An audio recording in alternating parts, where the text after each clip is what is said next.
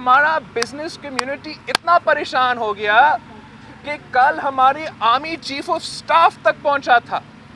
میں سمجھتا ہوں یہ بہت انشاءاللہ ان کے مسئلے حل ہوں گے، لیکن یہ بہت برا پریسیڈنٹ ہے.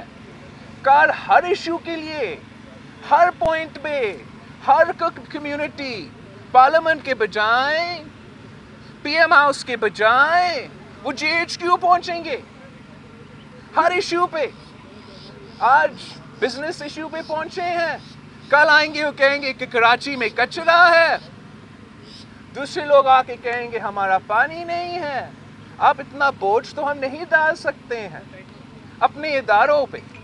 ہر ادارہ کو اپنا کام کرنا پڑے گا. ہمارا جو دفاع کا ادارے ہیں، جو ہمارے انٹیلیجنس کا ادارے ہیں، وہ ہمارے ملک کے جو خلاف سازشیں پکا رہے ہیں، جو ہمارے ملک کے خلاف کام کر رہے ہیں، ان کا ذمہ داری ہوتا ہے کہ ان کا مقابلہ کرے. اگر عوام کے مسائل ہم پارلیمان سے جمہوری طریقے سے حل نہیں کر سکتے ہیں تو پھر ہم بھی مجبور ہو جاتے ہیں کہ ہم سڑکوں پہ نکلے.